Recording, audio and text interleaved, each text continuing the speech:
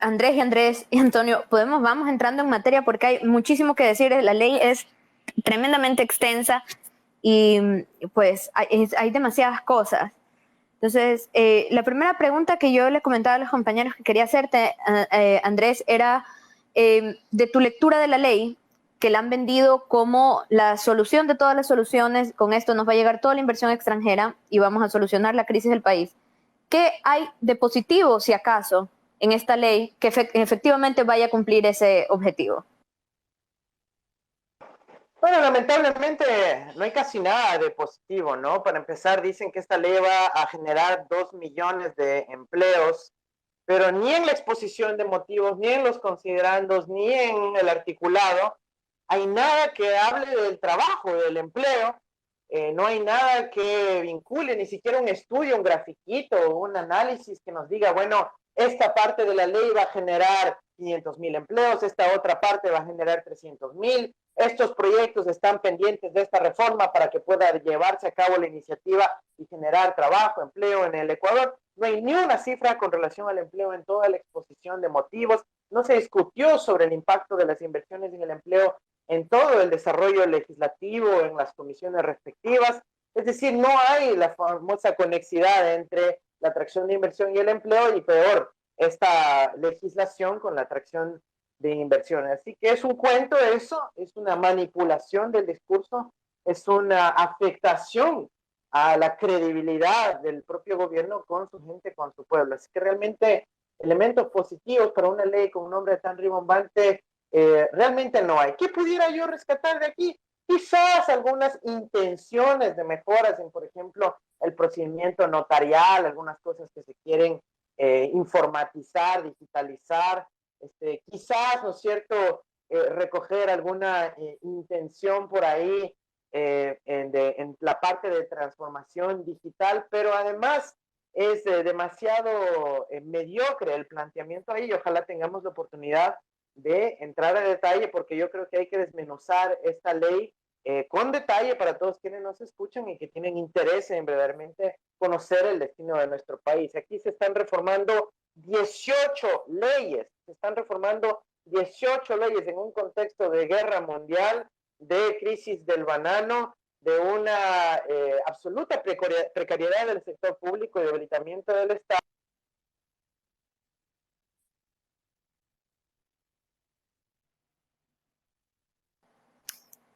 Eh, ah, no sé si soy solamente yo, se nos fue el audio, Andrés. Sí, en la última parte estaba un poco robótico, esperemos que se recupere la señal. Nosotros nos tomamos el trabajo, hicimos el debercito de revisar la ley en toda su extensión, por eso vimos lo de los 18 cuerpos, que es un horror legislativo, mientras regreso Andrés, pero entre las cosas importantes que pudimos analizar, nos dimos cuenta que habían básicamente 3 partes, bueno, 5 partes, pero entre las principales estaban las zonas francas, la modificación del régimen de los mercados de valores y la privatización. Y todas tienen en común el hecho de que si son modificadas en conjunto, pueden cambiar las reglas del juego. Constantemente cuando se habla de economía, cuando se habla de riesgo país, se dice que el Ecuador necesitaba estabilidad, que el Ecuador necesitaba reglas del juego claras, pero sin embargo, al modificar todos estos cuerpos legales y de una forma tan profunda, con dudosos resultados o motivaciones, pues estamos haciendo todo lo contrario. O sea, es probable que en este contexto de guerra, en que ya de por sí, como mencionaba Andrés, las cosas son difíciles, porque las exportaciones, tanto petroleras como no petroleras, van a sufrir un montón, en especial camarón y banano, en este momento no van a poder ingresar a Rusia, y eso totaliza anualmente cerca de 1.300 millones de dólares, lo cual es una tremenda afectación. Pero, por ejemplo, yo no sé, Luis Antonio Mieles, si es que tú, al estar en Manabí y al estar cerca de una zona franca, me parece que se llama Sofrao, ¿qué pregunta te gustaría hacerle sobre el tema de las zonas francas aquí a mi pana Andrés, como decía en la campaña? Claro que sí, Andrés. Bueno, antes que nada, sí me gustaría comentar algo sobre lo que Andrés nos decía hace un momento del dinero que está en el Banco Central. ¿Cuánta falta nos haría ese dinero en el bolsillo de los ecuatorianos? Seguramente hubiéramos tenido un mayor dinamismo en la economía por parte de una política pública que apoye a estas necesidades que estamos pasando en todo el país y que es muy palpable. Entonces, yo quería acotar algo antes también. En la ley, el proyecto se encuentra dividido en inversión y promoción de la gestión delegada y las asociaciones público-privadas. Otra parte tenemos rectoría en transformación digital y la última que sería reformas en los cuerpos legales varios. Entonces, a mí me gustaría, no sé si Andrés está de acuerdo conmigo, y él podría empezar a conversar de la parte de la ley que más desee hacer énfasis o analizar en este space. Claro, mira, Antonio tiene razón sobre lo primero, ¿no? El gobierno está nadando en liquidez, es mentira que dicen que no hay plata, que se farrearon todo, etcétera, etcétera. El gobierno está nadando en liquidez, insisto, 10.500 millones de dólares en el exterior, y eso significa plata que sacaron del Ecuador hacia afuera. Entonces, digamos, recursos hay, lo que no hay es la voluntad de invertirlos dentro del Ecuador, y eso tenemos que tenerlo súper claro. Yo quisiera decir que recordemos que aquí no se trata de, digamos, incompetencia, falta de voluntad, que no saben cómo hacer las cosas. No, no, no, es al revés. Ellos no quieren invertir esos recursos dentro del Ecuador y se han comprometido con el Fondo Monetario a seguir sacando esa plata fuera del país. Así que a recordar aquello. Aquí no es una cuestión de mediocridad, aquí es una cuestión de una política que es sacar plata del Ecuador y tenerla parqueada y guardada en el exterior. Entonces, eso es súper importante tomar en cuenta. Obviamente, otro sería el panorama del Ecuador con una política enfocada en la dignidad humana, en los servicios públicos decentes, en la promoción de la actividad económica doméstica, con dinero en el bolsillo de los ecuatorianos.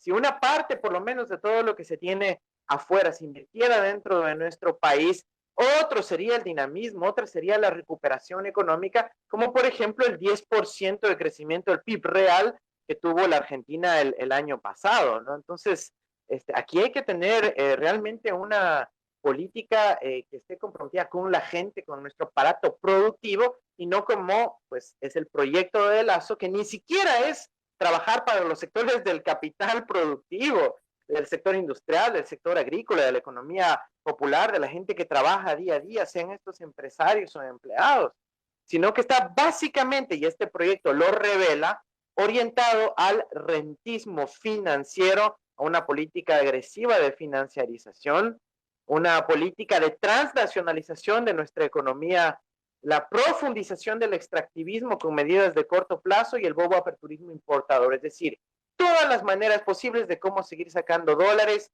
lo más rápidamente posible del Ecuador. De eso se trata el proyecto de Lazo, que además él se beneficia de forma directa. Sobre el texto de la ley, para mí lo mejor cuando uno analiza estas mega leyes tipo trole, no es comenzar desde el artículo 1, es comenzar desde las disposiciones transitorias y disposiciones reformatorias al final del texto de la ley, porque ahí se revela la verdadera agenda, la de corto plazo, la inmediatez que busca el gobierno, y ahí podemos empezar a darnos cuenta dónde están realmente apuntando, ¿no? Entonces, por ejemplo, debate el día de hoy más temprano, que dice ahí que para todo el proceso de privatizaciones, no les llama la atención eso.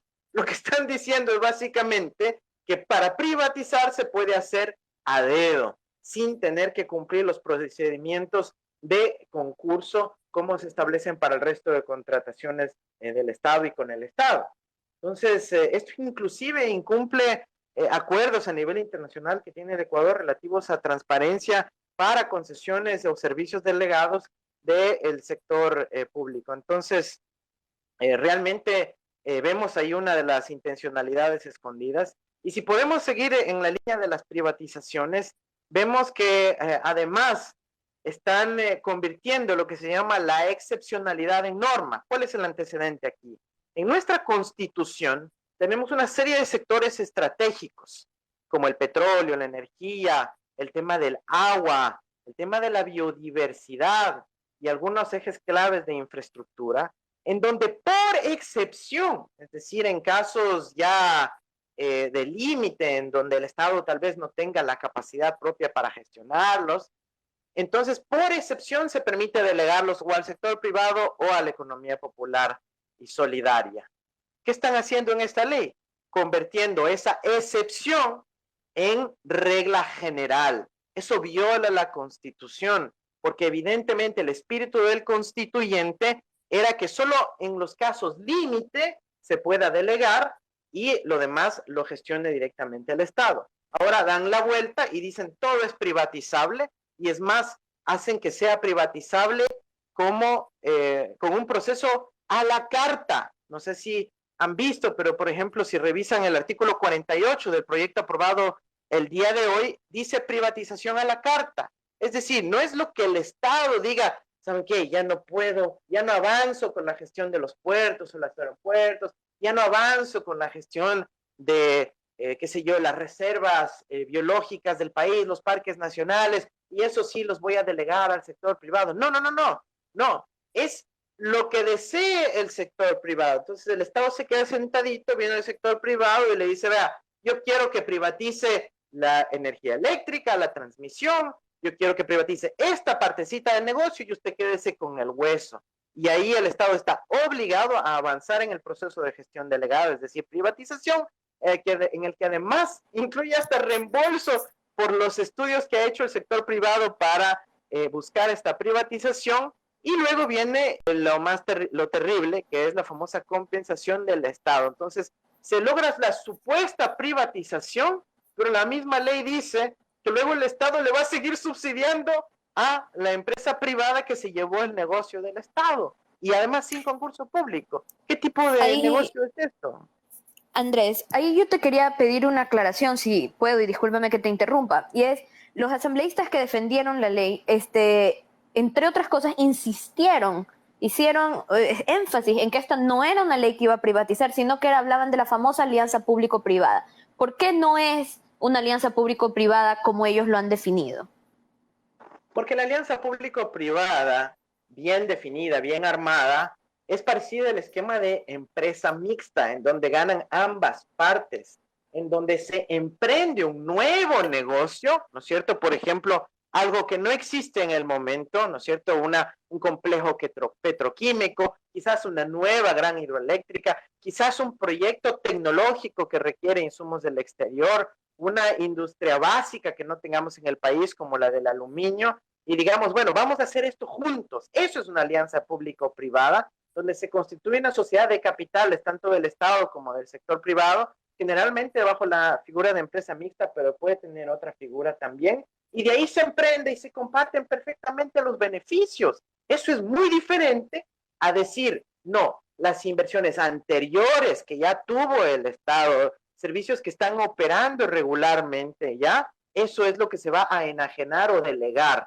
Eso se llama privatización pura y dura, porque aquí no se habla en este proyecto de ley de nuevos proyectos, ni siquiera se los menciona, ni siquiera se plantea una imaginación de cosas que necesita nuestro país, sino que se está hablando de lo que ya se construyó fundamentalmente en los 10 años de la Revolución Ciudadana y que ahora quieren lucrar ciertos actores o transnacionales o amigos del gobierno. Básicamente, Andrés, perdón, básicamente, Andrés, lo que yo entiendo es que el Estado, es decir, bueno, el gobierno del encuentro, en este caso, con esta ley lo que pretende es llevar a subasta entre los amigotes el país y la infraestructura que no ayuda a construir. Y revisando algunos artículos de la ley, me he encontrado con lo que tú indicas, que efectivamente están convirtiendo la excepción en la norma, quitando todos los controles de los organismos para facilitar el reparto entre los amigos, darle créditos a varios años plazo, a bajísimo interés y aparte créditos que se pagarían solos con lo que estos activos actualmente producen. Y corrígeme si esto es así, porque eso es lo que yo entiendo. Yo soy un poco limitado y sé que algunas de las personas que escuchan son invitadas como yo. Sí, efectivamente, o sea, es lo peor de lo que te puedes imaginar. Quizás en el texto de la ley está redactado con eufemismos, con palabras bonitas o con palabras demasiado técnicas para que la gente se ponga a hacer la pausa y analizar, pero básicamente dice lo que tú acabas de mencionar. O sea, no, eso que se queda el uso de Ecuador Open for Business, también se iban a hacer para el Ecuador y dijeron nada, no lograron atraer $1 de inversión extranjera, fue puro show. Y ahora nuevamente vienen con una política aún más agresiva de privatizaciones para ver si algo logran de esa manera. Se llama un segundo remate y luego se venden más baratas, y un tercer remate ya se venden las cosas a precio de gallina enferma. Yo creo que esa es la intención. Yo sí recuerdo el Ecuador Open for Business y me llamaba muchísimo la atención que habiendo tantas empresas ecuatorianas capacitadas, la empresa que organizó el evento era una empresa con base en Perú, pero que tenía fuertes conexiones con el grupo Durán Barba. Yo creo que fue una especie de premio por la campaña. Luis Antonio, ¿tienes más preguntas para Andrés? Sobre Sí, el tema de Andrés, la privatización. informar a las personas es cuestionar y luchar contra los medios de comunicación tradicionales. Entonces, a mí me parece importante siempre conocer cómo te venden análisis de personas que están a favor de esta ley, que parece mentira. No se trata de ser objetivo, se trata de que hay que tener en claro qué perjudica y qué beneficia al pueblo. Entonces, uno de los puntos que ellos dicen es que con esta ley se promueve la inversión e innovación mediante la modernización, actualización, simplificación de trámites, proceso y trabas regulatorias. Yo me pregunto, ¿es necesario hacer una alianza privada para conseguir esto? No, de ninguna manera. O sea, si el gobierno quisiera ser más eficiente, empezaría a poder tener un software de videoconferencia decente, que el Keybox no se paralice, desarrollarían, ¿no es cierto?, un sistema de gobierno electrónico y comercio electrónico ágil que no requiere necesariamente reformas legales, sino básicamente gestión, gestión, gestión. Pero ¿qué es lo que hemos visto? Lo contrario. Hemos visto como, por ejemplo, ahora que cuando en todo el mundo se facilitan los trámites por internet en la banca, en el Banco del Pacífico ahora te exigen que tengas que pagar el token, que tengas que registrar y realmente se vuelve hasta más difícil de hacer transacciones que antes eran totalmente regulares. Eliminaron desde el gobierno de Moreno, el gobierno electrónico, el dinero electrónico por pedido de la banca, que hubiese sido la plataforma central para poder dinamizar el comercio electrónico en nuestro país, desde los jóvenes hasta los mayores, y hubiera permitido la dinamización de nuestra economía. Pero no, acá se fueron a una propuesta totalmente equivocada de seguir dándole poder a los bancos, a sus empresas auxiliares, a los monopolios de los pagos electrónicos que hacen más difícil las ventas, los trámites, la digitalización de la economía nacional. Entonces ahora la gente tiene que vender por WhatsApp, por Instagram, hacer sus publicaciones, pero no establecieron la gran oportunidad que fue un sistema de comercio electrónico a nivel nacional. Eliminaron además la transparencia de la superintendencia de compañías, empezaron a poner trabas ahí para acceder, quitaron los datos abiertos que tenía el Estado que le permitía a muchos emprendedores encontrar opciones a nivel geográfico, a nivel estadístico, y realmente fueron desbaratando los avances que tuvimos. Y solo es importante recordar algo, ¿no? ¿Quién fue el que puso, pues, el paso más elemental para acelerar la velocidad transaccional, acelerar la velocidad del dinero, de los trámites de nuestro país? Fue la Revolución Ciudadana con la firma electrónica. Fuimos nosotros los que pusimos la firma electrónica y lo manejamos en principio como un negocio privado, pero que también se permitía las firmas electrónicas de proveedores privados, estatales, etcétera. Entonces, ahí está una gran demostración de qué se puede hacer y sobre lo cual se puede apalancar. ¿Qué se necesita para reducir toda esta tramitología y demás? No desregular el Estado, no destruir las capacidades públicas. Lo que se necesita es que la información esté más abierta, con búsquedas fáciles, tema único de identificación digital, tanto para las personas como para los emprendedores. No puede ser que tengamos un usuario y clave para el SRI, otro usuario y clave para el IES, otro usuario y otra clave para la super de compañías, otro usuario y otra clave para pagar la luz, otro para pagar el agua, otro para poder hacer el trámite en el registro de la propiedad, y etcétera. O sea, eso ralentiza los procesos cuando debería haber un sistema nacional de identificación electrónica que facilitaría la vida de la gente en el Ecuador. Ni siquiera se ha puesto de acuerdo en eliminar las comisiones del DataFast que cobran a los establecimientos cuando quieren hacer una venta con tarjeta. Ni siquiera se lograban. Ni siquiera esa aplicación que tiene usuarios y ciudadanos que ejercen sus derechos versus, y no en un derecho, la exigibilidad de un servicio de acciones sociales y no solo al fin de lucro. Entonces, sí, se viene obviamente con cada privatización una tarifa, pero en la ley lo dejan abierto a que la tarifa la pague el ciudadano, el cliente, o que la pague el Estado a manera de subsidio.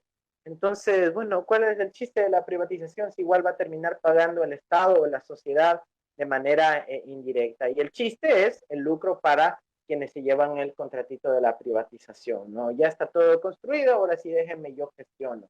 Yo no estoy en contra de las alianzas público-privadas cuando impliquen efectivamente la construcción de nuevos emprendimientos y de nuevos proyectos, especialmente de corte industrial en sectores estratégicos fundamentales para nuestro país. ¿Cómo no quisiera yo poder armar una alianza público-privada con los capitales industriales del Ecuador? Decir, ¿saben qué? Vamos a ese complejo petroquímico. Construyamos ese complejo petroquímico para poder tener nuestros propios plásticos, fertilizantes, para poder tener agroquímicos, para poder tener textiles, para poder tener pintura, para poder tener más químicos, para poder utilizar en nuestros procesos industriales, para poder obviamente refinar nuestra propia energía y tener soberanía energética, y de esa manera garantizamos la posibilidad de seguir creciendo nuestra economía, garantizando empleo, ahí sí de verdad, y además innovación tecnológica, porque montar un proyecto de ese estilo sí te genera una transferencia tecnológica significativa. ¿Cómo no me gustaría poder seguir construyendo más hidroeléctricas para poder tener no solo la energía eléctrica más verde y renovable de América Latina, sino del mundo, para poder ir reemplazando nuestros vehículos, para poder ir reemplazando las gasolineras por electrolineras? Ahí hay una oportunidad de alianza público-privada, es para privatizar lo que construyó la Revolución Ciudadana.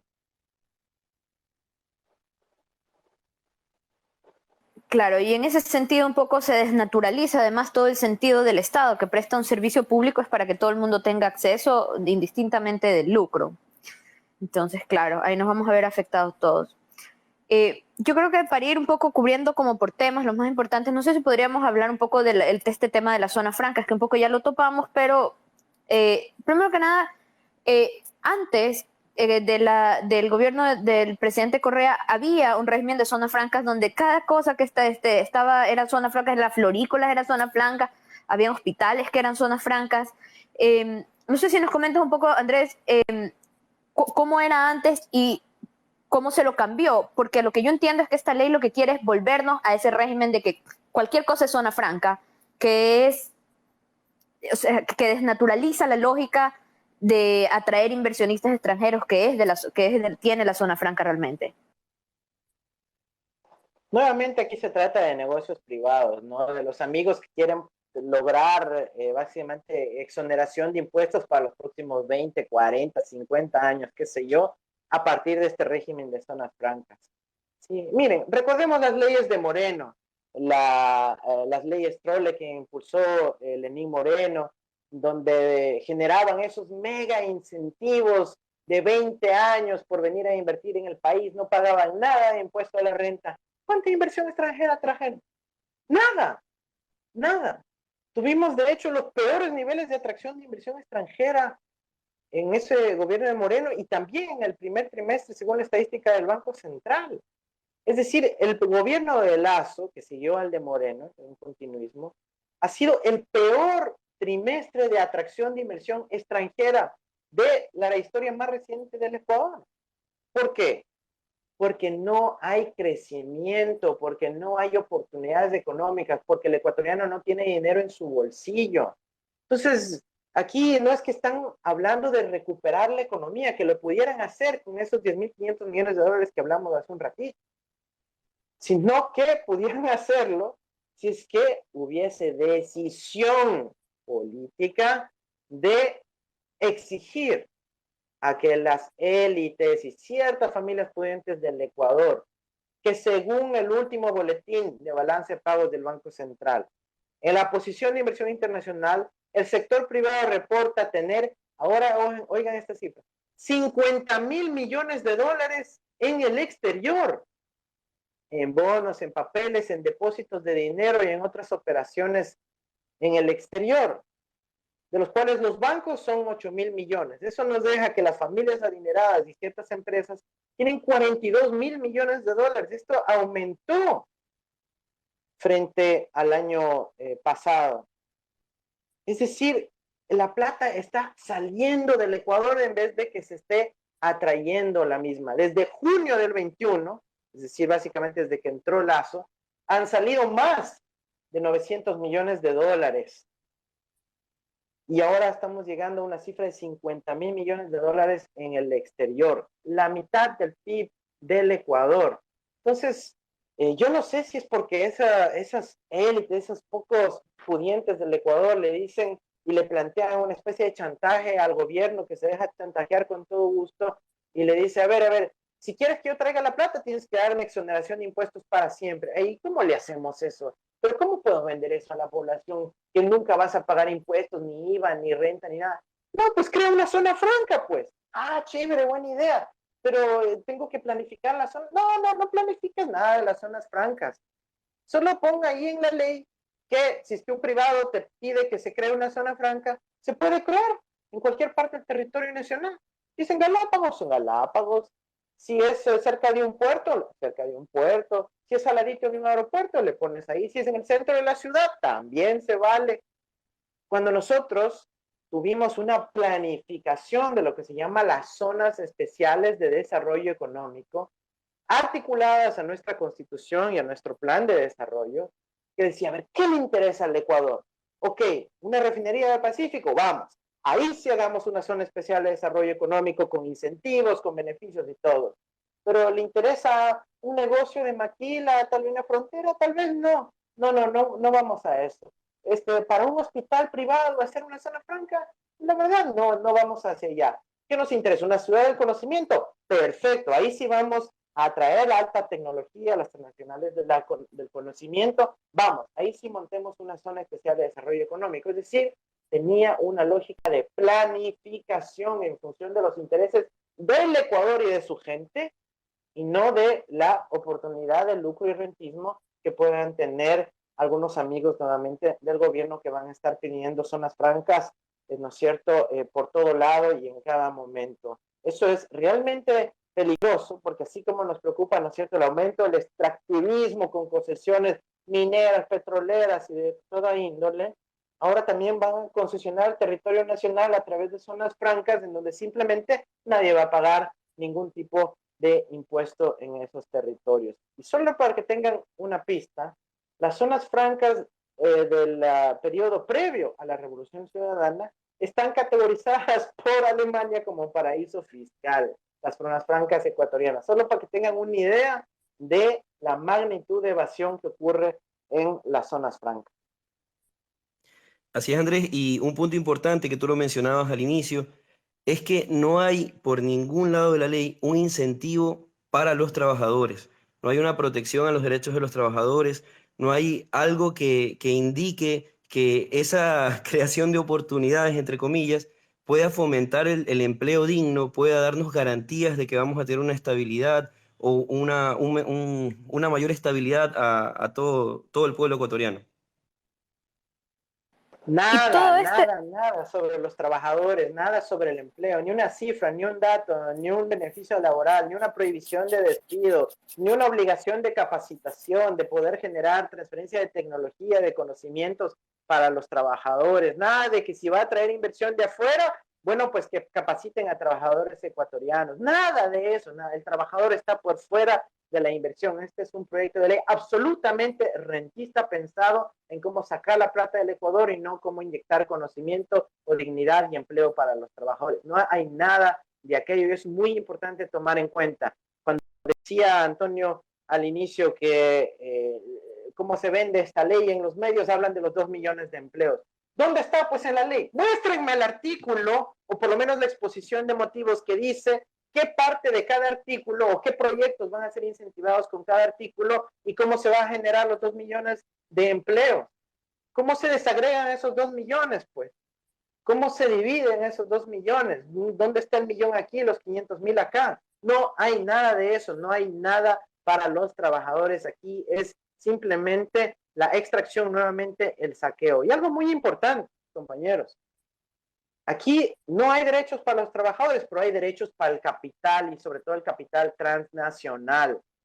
Hoy salió la noticia de Carlos Bravo, exgerente de la GD, que dice que los Isaías, con el apoyo de un árbitro al CIADI designado por Lazo, le acaba de meter una demanda en contra del Estado ecuatoriano, seguramente en el CIADI o en alguno de estos foros, por 2,000 millones de dólares.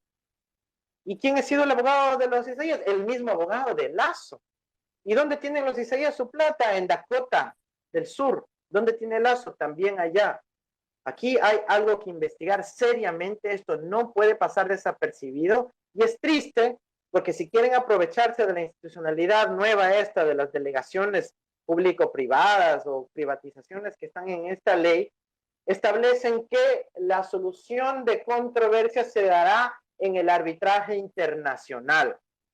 Ahí está reformas al COGEP en el título 14 del texto aprobado hoy. COGEP es Código General de Procesos. Y también en el artículo 71 de este proyecto de ley que habla de las controversias en estas privatizaciones. Así que mucho ojo, ecuatorianos, aquí no hay derechos para los trabajadores, pero hay derechos absurdos de impunidad corporativa para las transnacionales o las que se disfrazan de transnacionales bajo figuras offshore como, por ejemplo, los Isaías o como, por ejemplo, Otto Sonnenholzner, que para comprar TV Cable se disfrazó de inversión extranjera directa costarricense.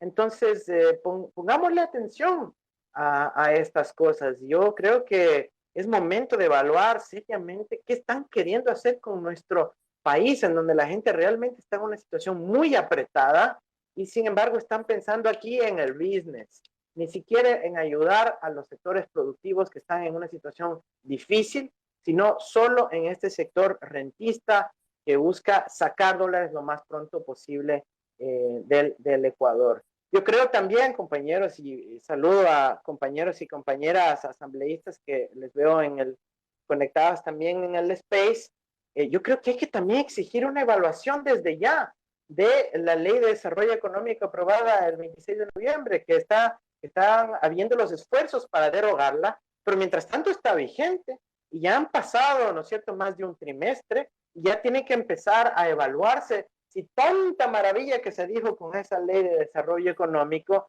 ya se logró el desarrollo económico, ya se logró la recuperación post-COVID, ya se logró la mega recaudación o estarán cada vez exonerando a quienes tenían que cumplir las nuevas obligaciones, especialmente de los recursos offshore que estaban escondidos. ¿Se repatrió algo de esa plata que tenía que volver al Ecuador? Nada. Entonces, yo creo que hay que empezar a exigir y fiscalizar eso también y se ata muy bien con la ley privatizadora, ¿no? Que es nada más una continuación, como todos sabemos, del mismo paquete que iba a formar parte de la ley de desarrollo económico que antes de que haya sido negada oportunamente por la unidad técnica legislativa y luego el CAL de vuelta al Ejecutivo. Claro que sí, y todo esto que nos comentas, Andrés, incluso el tema de las zonas francas que conversábamos, es evitar, o sea, que se vadan en pagar impuestos y todos estos temas, mientras nos repiten todos los días que no hay un centavo ni siquiera para pintar un bordillo de vereda. En todo caso, lo otro que queríamos conversar contigo era el tema que es, yo creo que a todas luces, y esto es evidente para el país completo, que hay un fuerte, ¿cómo se llama?, conflicto de intereses en esta ley puntual, en todo lo que ha hecho el presidente, pero en esta ley puntualmente, en esta fuerte desregularización que ha habido de la banca. Entonces, no sé si nos comentas cuáles son los puntos medulares, los más importantes de los temas de todas las regularizaciones que se están quitando para la banca y los beneficios que se les está dando, por ejemplo, el tema de las titularizaciones, son, si no me equivoco, que estaban diseñadas solamente para la empresa privada. Perfecto, vamos a hablar de esto y lo del mercado de valores, que realmente también es terrible, ¿no? Pero primero, recordarles que, bueno, mi tesis de maestría fue sobre el mercado de valores. Fue quizás una de las primeras investigaciones contemporáneas en el Ecuador sobre el mercado de valores. Y aquí tenemos que tener algo clarísimo, que es que el mercado de valores es una alternativa a la banca, si es que el mercado de valores está bien diseñado. Es una oportunidad para que los sectores productivos del Ecuador puedan obtener financiamiento sin tener que someterse al poder de la banca. Sin embargo, en esta ley, a lo que apuntan es a subordinar el mercado de valores al poder de la banca. Y vamos a ver de alguna manera cómo se logra eso. Pero otra cosa muy importante es que cualquier mercado de valores, incluso el mercado de capitales en países desarrollados y demás, depende de la oferta y demanda. Oferta en el Ecuador puede haber muchísimas empresas que quieren emitir bonos, valores, papel comercial, etcétera, para poder financiarse y emprender. Pero ¿dónde está la demanda de esos valores? Es decir, de los bonos, de los instrumentos financieros que quieren emitir las empresas. Bueno, si es que no hay inyección de capitales en la economía nacional, si es que no se le permite a la banca pública que maneja 10.500 millones de dólares invertir en el país, no hay sistema o mercado de valores que sirva. ¿Por qué? Porque no hay demanda. Si no hay demanda de valores, no se va a incentivar y dinamizar el mercado. Puedes hacerle todas las reformas legales que quieras, toda la optimización del sistema bursátil y plataformas transaccionales que quieras, pero si nadie compra, no pasa nada. Es lo mismo que lo que ocurre a nivel de los ciudadanos. Si los ciudadanos no tienen dinero en su bolsillo,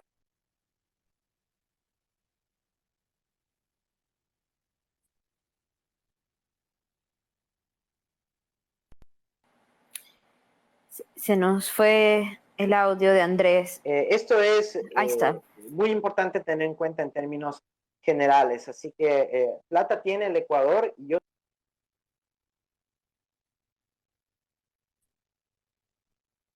que según la propia posición de inversión internacional del Banco Central, el sector privado tiene 50.000 millones de dólares en el exterior.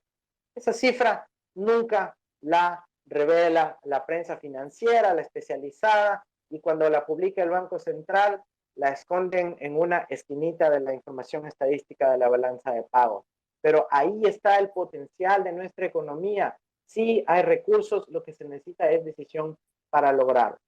Si es que se quiere impulsar el mercado de valores, lo primero que hay que hacer es sacar la banca de ahí, pero además no puede ser posible que un país relativamente pequeño en términos latinoamericanos como es el Ecuador, tengamos una bolsa de valores en Quito, una bolsa de valores en Guayaquil, cuando por ejemplo en el Brasil hace más de 20 años ya se fusionaron todas las bolsas de valores en una sola, la de Sao Paulo, o en Colombia se fusionaron la de Bogotá, la de Cali y la de Medellín en una sola hace 20 años. Y en el Ecuador seguimos con estos parroquialismos que no permiten que el mercado sea de una dimensión suficientemente grande. Pero nada de eso se topa en el texto de la ley. Aquí lo que buscan es básicamente crear una especie de control de la banca sobre el mercado de valores a partir de recuperar la función de fiduciarios, administradores de fideicomisos y de fondos de inversión para la banca, que nosotros la separamos en el 2011 por orden del pueblo con el referéndum del 2011, así que ahí se está violando además el referéndum que aprobó la reforma constitucional del año 2011, y ahora la banca quiere volver a tener control sobre el mercado de valores. ¿Para qué? Para que no sea competencia. Y eso implica que la banca, a través de la administración fiduciaria, nuevamente se va a convertir en empresario, empezarán a manejar proyectos inmobiliarios, venta de autos y distintos tipos de especulación de bienes raíces, por ejemplo. Entonces, todo eso va en contra del espíritu de la Constitución y del texto de la Constitución que prohíbe a la banca emprender en el sector real. ¿Qué más quiere hacer la banca? La banca quiere básicamente generar este tipo de productos financieros para descargarse de los balances de los bancos, es decir, ellos tienen algunos créditos con problemas, algunos créditos que capaz no logren cobrar, quieren meterlos en fideicomisos, titularizarlos, convertirlos en títulos valores y venderlos, adivinen a quién, al Instituto Ecuatoriano de Seguridad Social. Ese es lo que está detrás de toda la redacción de la parte del mercado de valores. La banca quiere zafarse de la cartera problemática que tiene, que es grande, pero que no se ha querido transparentar, y pasarla a partir del mercado de valores al seguro social, para que nuevamente el Estado se quede con el hueso, para que el Estado se quede con el hueso y en este caso con el dinero de los afiliados se quede con el hueso. Así que mucha atención a estos esquemas de titularización, de administración fiduciaria a cargo de la banca, porque eso es lo que hace. Cuando al revés, el mercado de valores debería servir para que fluya financiamiento público y privado a partir del mercado de valores hacia el sector productivo para poder tener más industria, más producción agrícola, agroindustrial, para poder tener más servicios, más tecnología, para poder tener nuevos emprendimientos en el país y no simplemente redireccionar todo nuevamente hacia la banca. Pero este es el modelo que nos proponen. No tienen nada más que ofrecer al Ecuador, sino un aumento del rentismo para el capital financiero, es decir, para el bolsillo del presidente. No hay más que proponen. Y hay algunas cosas más, ¿no? El Decevale, por ejemplo. Todos conocemos, con más o menos detalle, que el Decevale, esta, digamos, empresa que llevaba las transacciones del mercado de valores en Guayaquil, de iniciativa privada, ¿no es cierto?, subsidiaria básicamente de la Bolsa de Valores de Guayaquil, tuvo un comportamiento súper irregular con los dineros de los policías del ISPOL. Súper irregular, hicieron transacciones truchas, registraron cosas en el exterior que deberían estar aquí, viceversa, una serie de operaciones irregulares e ilegales. Pero mucho ojo, ¿saben lo que quieren poner en esta ley? Quieren hacer cambios. Andrés, sí. Discúlpame que te interrumpa. No sé si nos comentas, o sea, todos hemos escuchado de la problemática del ISPOL, pero yo no sé hasta qué punto el común de los ecuatorianos tenga un conocimiento claro de qué es el Decevale y cómo funciona. Entonces, no sé si muy brevemente nos comentas y antes de la explicación que nos estabas dando, y sorry que te interrumpa. No, Fresco, a ver, el ISPOL es el Instituto de Seguridad Social de la Policía. Entonces, los policías cuando están en servicio activo, cuando están trabajando, aportan a ese fondo de la Seguridad Social de la Policía para que cuando se jubilen, se retiren, empiecen a recibir su jubilación. Eso está subsidiado además por el Estado para que todo policía pues tenga su derecho a la jubilación. Pero digamos de la plata que aportan, eso se invierte en el mercado de valores y pueden comprar depósitos de los bancos, ¿no es cierto? Pueden invertir en pólizas, pueden también invertir en bonos del sector productivo o a veces también compran bonos del Estado ecuatoriano. Lo que resultó con la estafa del ISPOL es que se habían comprado bonos del Estado ecuatoriano, pero no en el Ecuador, sino que decidieron usar la plata del ISPOL para comprar bonos del Estado ecuatoriano en Nueva York. Bonos global, eso quiere decir bonos que no están en la jurisdicción ecuatoriana. Y luego con esos bonos habían hecho operaciones de intercambio de valores, bonos del exterior por bonos ecuatorianos y viceversa. Y a partir de eso, lo que se llama arbitraje regulatorio o arbitraje de valores, ganaban las comisiones y supuestamente mayor rentabilidad. Pero ¿qué es lo que pasa? Que cuando inviertes afuera, ya no tienes pues la supervisión de los actores nacionales, la superintendencia, las contralorías, etcétera, y allá afuera vaya a ver quién te cuida. Entonces resulta que el Decevale, que es una especie de registro de la propiedad, ¿ya? Registro de la propiedad, pero de los títulos valores, de los instrumentos financieros, era el que anotaba dónde estaba la plata. Y el Decevale obviamente solo está autorizado a anotar las cosas en el Ecuador, pero decidieron registrar cosas que estaban supuestamente en el exterior. Y cuando fueron a buscar, ya no había. Entonces, ahí es donde se da el desfalco, la estafa. Estoy simplificando un poco para que los compañeros, las compañeras y la ciudadanía en común entiendan, pero eso es básicamente lo que ocurrió. Entonces, ahora, ¿qué es lo que me preocupa? Que en el texto del proyecto aprobado esta mañana en la Comisión de Desarrollo, dicen que le prohíben al DCVALE hacer el registro tal, la anotación tal, ni sé qué. Uno podría decir, ay, qué bueno, ahora sí, ya va a estar bien regulado. Pero es al revés. Con esos cambios legales lavan la responsabilidad de quienes cometieron los fraudes. Porque quienes cometieron los fraudes ahora van a poder decir, ah, no, ¿no ven que recién lo prohibieron? ¿Ven que antes sí era legal hacer este tipo de operaciones truchas? Entonces, eso le da el argumento a quienes incumplieron la ley a decir, no, recién ahora con esta reforma se vuelve ilegal. Así que yo sí pido que tengamos mucha atención con eso. Los policías del país, todos quienes quieren buscar justicia en esta materia, tienen que ponerle atención a que no se esté, quizás hasta sin darse cuenta, lavando la irresponsabilidad que tuvieron los administradores del DCVALE, los operadores del DCVALE, por cierto, además también vinculados a el sector financiero. Entonces, hay que poner mucha atención a eso también. No sé si logré explicarme un poquito mejor. Me quedó clarísimo, sí, claro. Antonio, tenías una... Sí, quería referirle un punto a Andrés en base a, bueno, la banca no da un paso en falso, ¿no?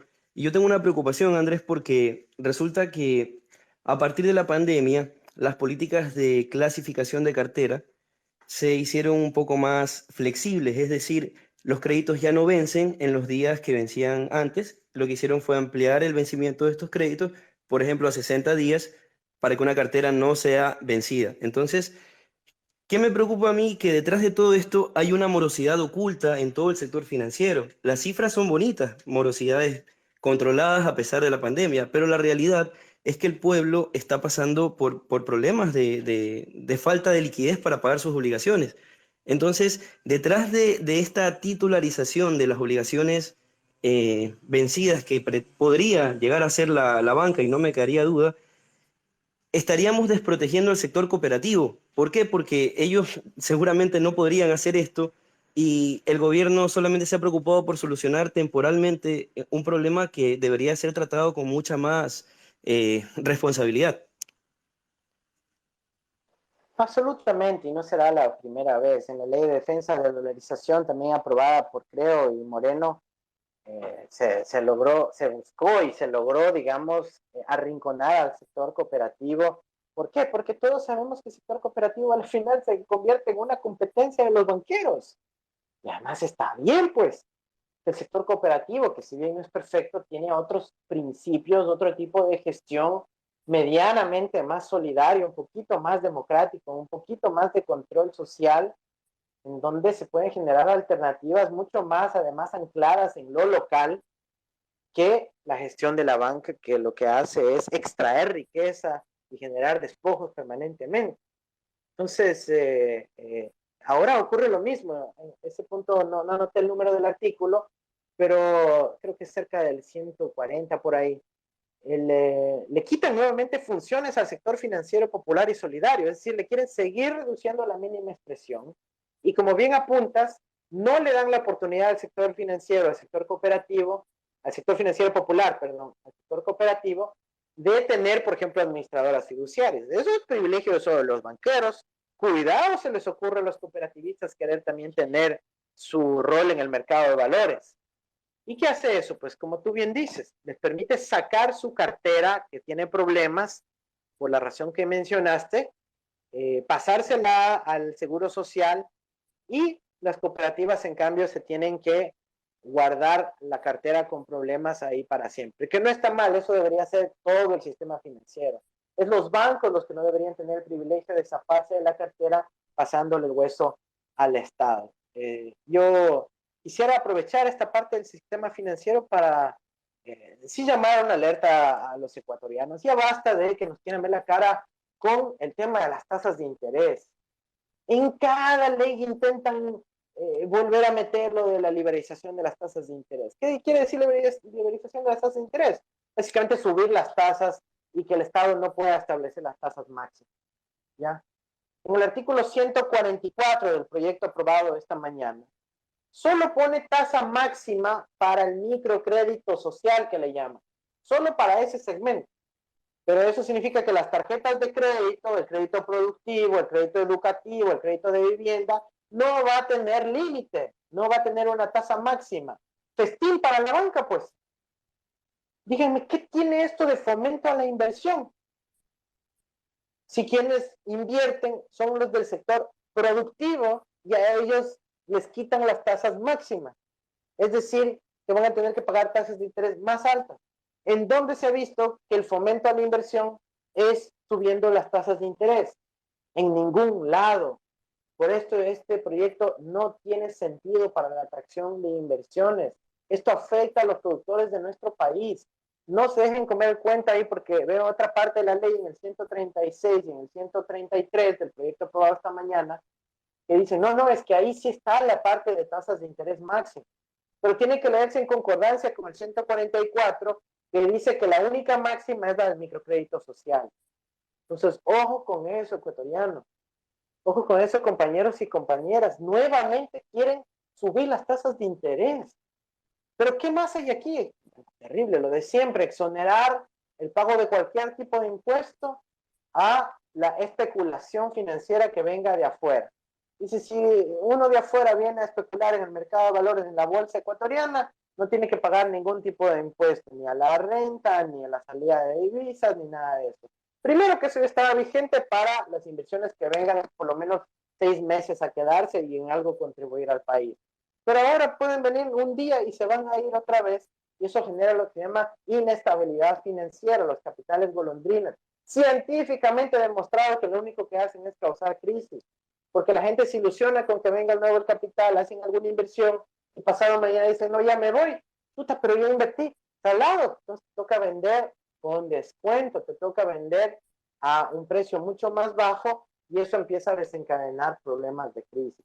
Por eso no podemos aceptar algo así en el texto. Pero ¿qué más? Y esto sí es muy preocupante. En los artículos 96 y 121 del proyecto de esta mañana, básicamente están facilitando el lavado de dinero.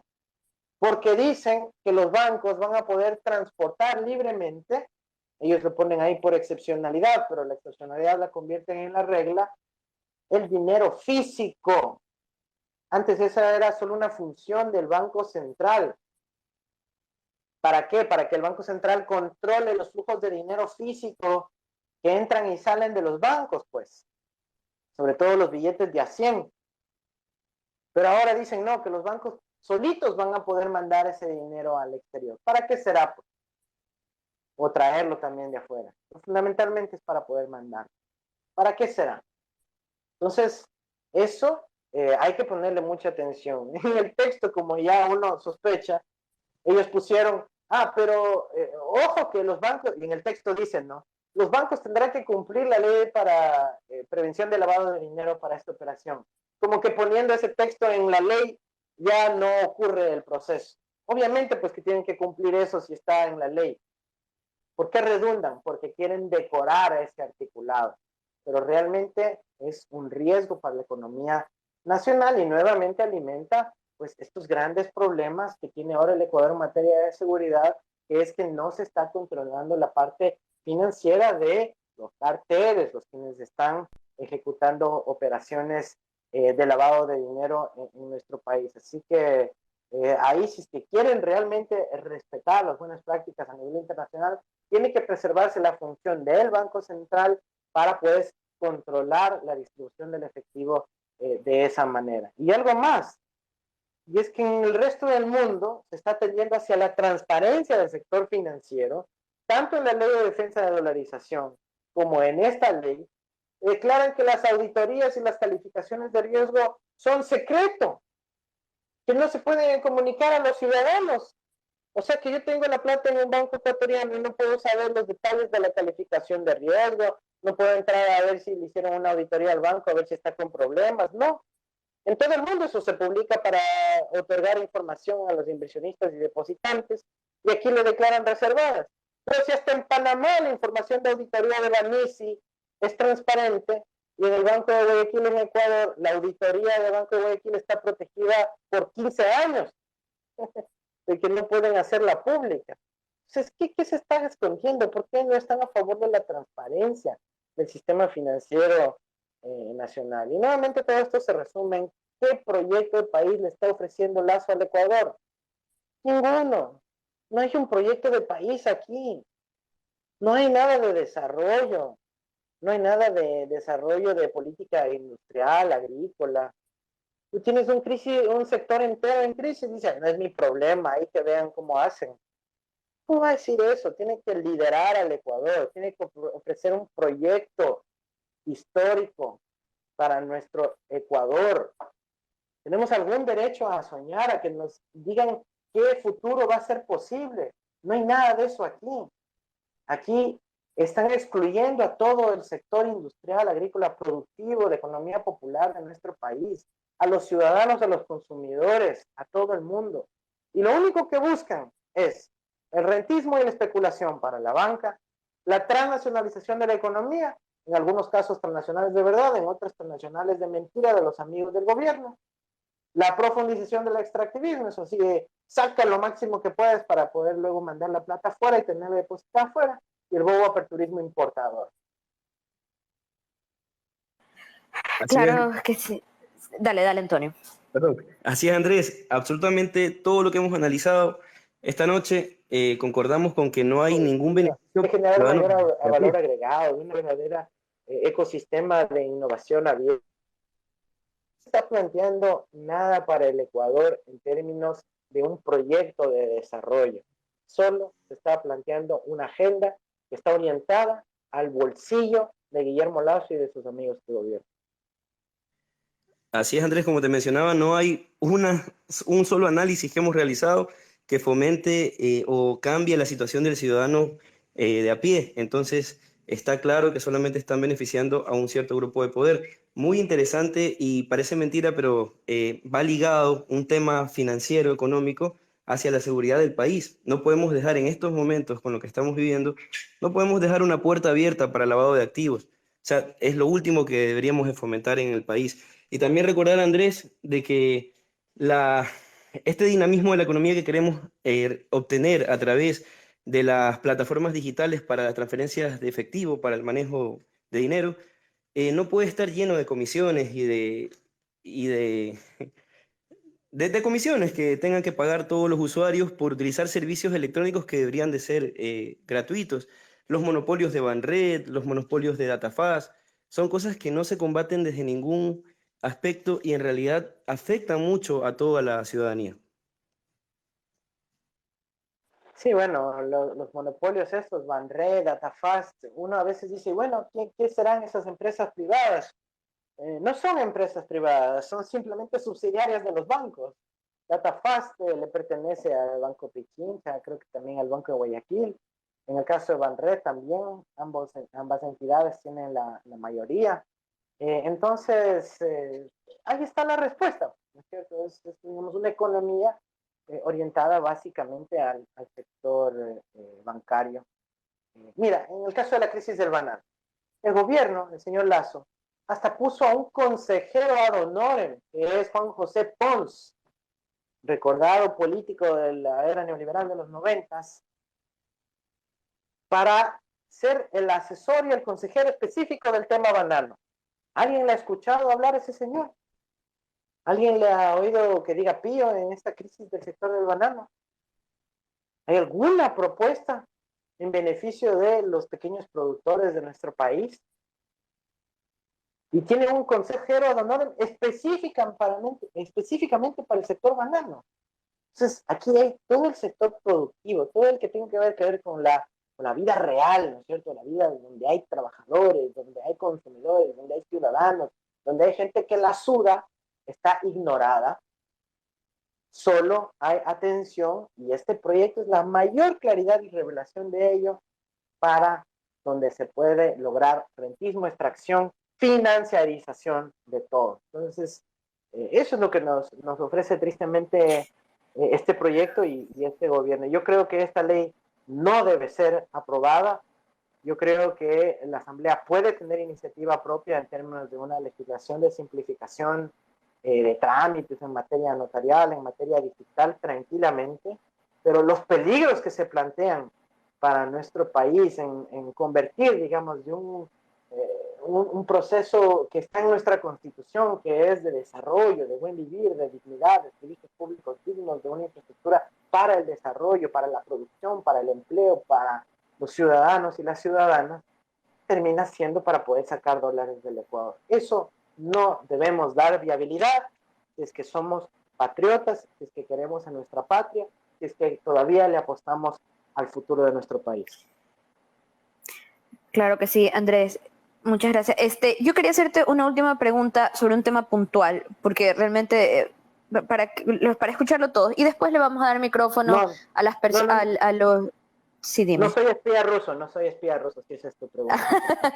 No, ya te voy a hacer la pregunta, pero quería decir es que una vez que yo te haga esta última pregunta, vamos a abrirle los micrófonos a los compañeros para que las personas que nos escuchan hagan las preguntas. Les recordamos desde La Colmena, de la forma más encarecida, que todas las intervenciones tienen que estar en el marco del respeto. A cualquiera que no cumpla con ese requisito, lo vamos a mutear.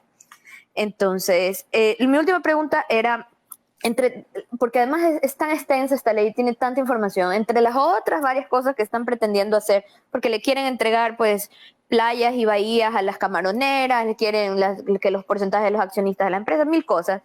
Quieren regresarle al control de la super de bancos el tema de los seguros. A tu criterio, un poco para que nos ilustres al resto, ¿cuál es el objetivo de esto? Porque en efecto así era antes y se lo cambió, se lo dieron a la super.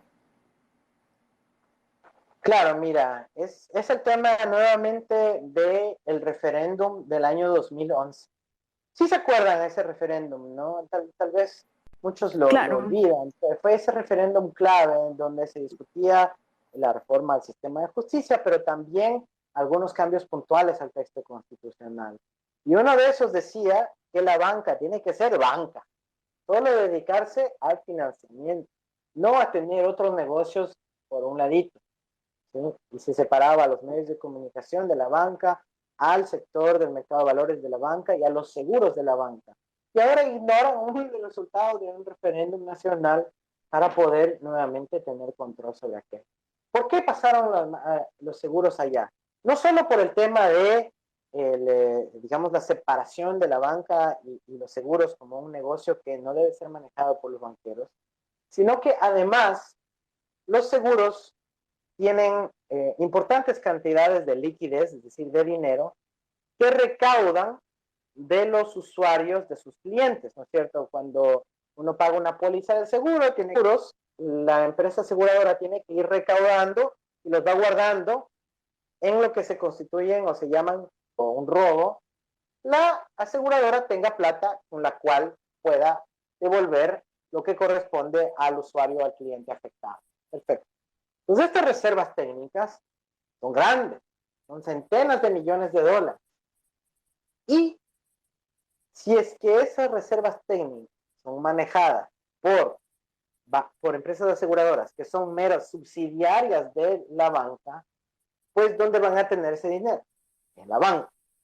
Pero si esas empresas aseguradoras son independientes de los bancos, ¿dónde pueden mejor invertir ese dinero? En el mercado de valores, financiando al desarrollo productivo, no financiero, de nuestro país.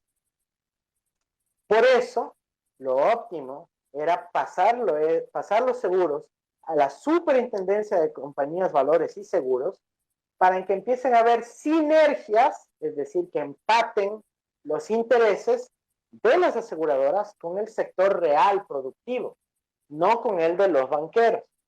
Pero ahora, como quieren que nuevamente los bancos sean dueños de aseguradoras y que las reservas técnicas se manejen en los mismos bancos, quieren pasar todo a la Superintendencia de Bancos, que es la entidad que tradicionalmente ellos han logrado tener mayor influencia en el país, ¿no? Entonces, eso es muy importante tomar en cuenta y bueno, nos desviamos en un poquito de cuestiones técnicas, pero importante para entender esa especificidad. Claro, Andrés, muchísimas gracias. Definitivamente la ley de la bancocracia que nos quieren volver. Bueno, entonces vamos a continuar ahora sí a darle el micrófono a las personas que nos han pedido la palabra. La primera persona que me pidió la palabra y ha sido tremendamente